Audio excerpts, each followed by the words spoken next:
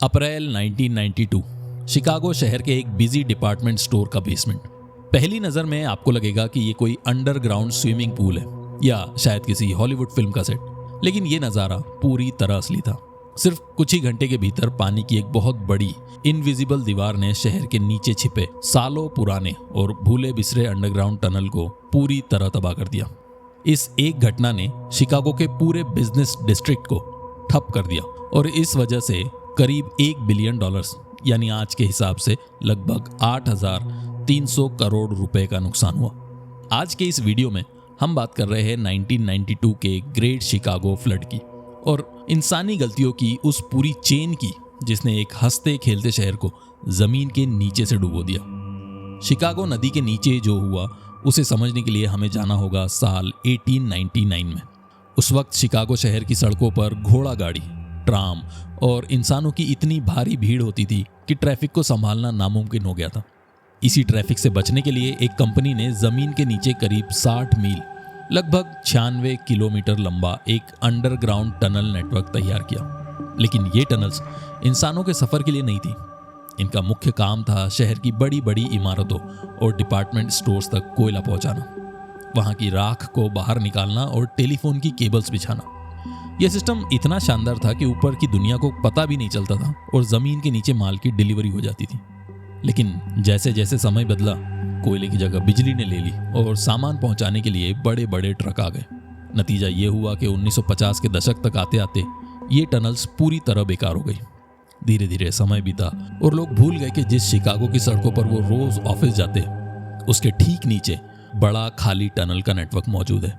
अब इन टनल्स का इस्तेमाल सिर्फ कुछ प्राइवेट कंपनियां अपने लोकल केबल्स बिछाने के लिए कर रही थी और यही भूल आगे चलकर शहर के लिए सबसे भारी पड़ने वाली थी।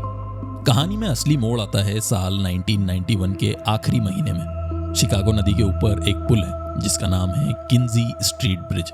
इस ब्रिज के पास से गुजरने वाले जहाजों और नावों को टक्कर देने से बचाने के लिए शहर के प्रशासन ने एक प्राइवेट कंपनी को नदी के अंदर लकड़ी के नए और मजबूत पाइलिंग्स लगाने का कॉन्ट्रैक्ट दिया। काम शुरू हुआ। भारी भरकम मशीनें नदी के गहराई में पाइल्स डालने लगी। लेकिन यहाँ एक बहुत बड़ी चूक हो गई।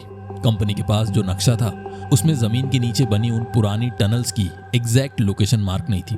नतीजा ये हुआ कि क्रेन ने लकड़ी के एक भारी पाइल को ठीक उसी जगह पर गाड़ दिया जहां नीचे टनल की छत थी।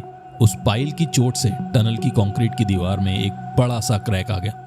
अब यहां से वो लापरवाही का सिलसिला शुरू होता है। जनवरी 1992 में एक केबल कंपनी का कर्मचारी रूटीन चेकिंग के लिए उस टनल के अंदर जाता है। उसे वहां दीवार से कीचड़ और पानी रिसता हुआ दिखाई देता है। वो तुरंत इसकी तस्वीर लेता है और शिकागो के सरकारी डिपार्टमेंट को इसकी जानकारी देता है।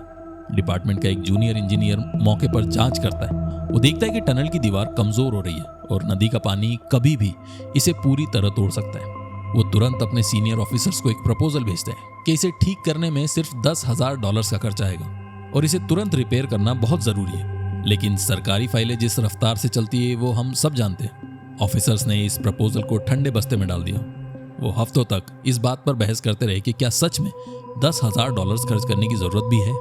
इस कागजी कार्रवाई और सुस्ती के चक्कर में पूरे 2 महीने बीत गए। अधिकारी सिर्फ एक साइन करने में कतराते रहे, जबकि नदी का पानी धीरे धीरे उस कंक्रीट के छेद को बड़ा कर रहा था। और फिर आई 13 अप्रैल 1992 की वो सुबह के करीब 5:57 पर शिकागो नदी का पानी रोज की तरह शांत था। लेकिन अचानक किंजी स्ट्रीट ब्रिज के पास पानी में एक छोटा सा भंवर बनने लगा। टनल की वो कमजोर हो चुकी कंक्रीट की दीवार अब नदी के भारी दबाव को झेल नहीं पाई और पूरी तरह ढह गई। इसके बाद जो हुआ उसकी कल्पना किसी ने नहीं की थी। नदी का लाखों गैलन मटमैला पानी, कीचड़ और मछली उस पुरानी टनल के नेटवर्क में बड़ी तेजी से दौड़ने लगी। अब क्योंकि टनल्स पूरे शहर के नीचे आपस में जुड़ी हुई थी, इसलिए पानी ने देखते ही देखते पूरे डाउनटाउन शिकागो की बड़ी बड़ी इमारतों के बेसमेंट को अपना निशाना बनाया। सुबह जब लोग अपने ऑफिस और बैंकों में पहुंचे तो उन्हें बेसमेंट से अजीब सी आवाजें सुनाई दी। कुछ ही देर में शहर के सबसे आलीशान डिपार्टमेंट स्टोर्स, कोर्ट हाउस, यहाँ तक कि शिकागो आर्ट इंस्टीट्यूट के बेसमेंट पानी से 30-30 फीट ऊपर तक भर गए। सुरक्षा के लिहाजे से पूरे इलाके की बिजली काट दी गई। इसका सबसे बड़ा असर पड़ा शिकागो बोर्ड ऑफ ट्रेड पर, जो दुनिया के सबसे बड़े फाइनेंशियल मार्केट्स में से एक है।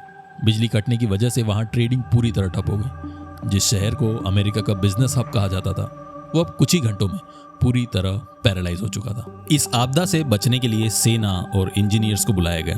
उन्होंने टनल के उस छेद को बंद करने के लिए नदी में ट्रक के ट्रक भरकर कंक्रीट, पत्थर और यहाँ तक कि गद्दे भी फेंके, लेकिन पानी का बहाव इतना तेज था कि वो सब कुछ बहा ले गया। पूरे 3 हफ्तों की कड़ी मशक्कत और टनल में भारी कंक्रीट की दीवारें खड़ी करने के बाद आखिरकार पानी के इस लीकेज को पूरी तरह रोका जा सका। ये दिक्कत नक्शों की कमी की वजह से शुरू हुई थी, लेकिन हादसे से पूरे 2 महीने पहले प्रशासन को क्रैक की तस्वीरें और लिखित रिपोर्ट दे दी गई थी। तबाही नदी ने नहीं मचाई, बल्कि अधिकारियों की टालने वाली आदत ने मचाई। जिस रिपेयरिंग के काम को सिर्फ $10,000 के बजट की वजह से रोका गया था, उस एक साइन के न होने की वजह से शहर को 1 लाख गुना ज्यादा यानी करीब $1 बिलियन का भारी नुकसान उठाना पड़ा। इस पूरी केस स्टडी का सबसे बड़ा सबक यह है कि जब बात इंफ्रास्ट्रक्चर और मेंटेनेंस की हो तो कल देखेंगे वाली सोच सबसे खतरनाक होती है। छोटी सी मरम्मत को छोटा समझकर टालना भविष्य में एक बहुत बड़ी आपदा को खुला बुलावा देती है। अगर उस जूनियर इंजीनियर की फाइल पर समय रहते एक छोटा सा साइन कर दिया होता तो शिकागो को कभी जमीन के नीचे से डूबना नहीं पड़ता। आपको क्या लगता है कि हमारे आसपास के सरकारी सिस्टम में आज भी ऐसी ही लापरवाही देखने को मिलती है? अपने विचार कमेंट्स में जरूर बताइए।